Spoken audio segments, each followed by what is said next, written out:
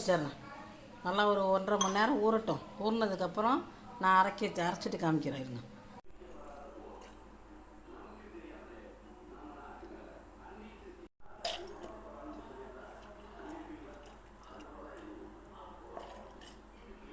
வச்சுக்கிட்டேன். அரைச்சிட்டு அரிசி மாவு ஒரே ஸ்பூன் போடுறேன் பாருங்க.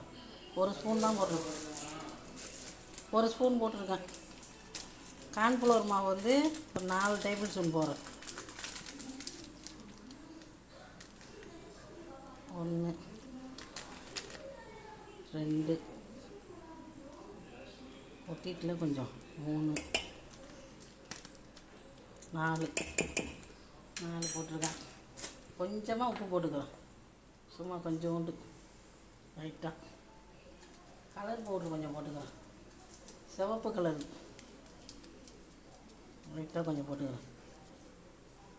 போட்டுட்டு நம்ம நல்லா போட்டு கையால் ஒரே பக்கமாக நம்ம வந்து இப்படி செய்யணும். இப்படியே கலக்கிக்கிட்டே இருக்கணும். மாவு நல்லா பூத்து வர மாதிரி செய்யணும்.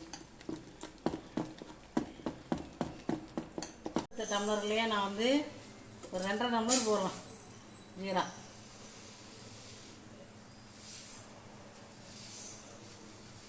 ஏன்னா நமக்கு இது உரியணும்ல, அதுக்கு ஜீரா வேணும். அதுக்காக தான் நம்ம இது முழுகிற அளவு தண்ணி ஊற்றுறேன். டம்ளருக்கு ஊற்றிருக்கேன். சீனியில் ஊற்றுன பாருங்க, அது கரைட்டும். கொஞ்சம் கலர் பவுட்ரு கொஞ்சம் போட்டுருக்கேன், கலர் வரணும்னு. கொஞ்சமாக கட் பண்ணிக்கிறான் நான். இது ஜவுத்தால் பையன் கொஞ்சோண்டு, ரொம்ப பண்ணக்கூடாது. சும்மா ரவையோண்டு பாருங்க, சின்னதாக தான் கட் பண்ணியிருக்கேன். இந்த அளவுக்கு இருந்தால் போதும். மூட்டை இது எப்படி இருக்குங்க. நான் இதில் தான் புளிய போகிறேன். இப்போ இது பணியார சட்டி. நான் ரவுண்டாக தாங்க போடுறேன். சின்னதாக இருக்கிறதுனால பூ போட முடியல. ஒரே 3 ரவுண்டாக போட்டார். சுற்றி கண்ணே தெரியல எனக்கு. எங்கேயே போய் சுற்றுறேன்.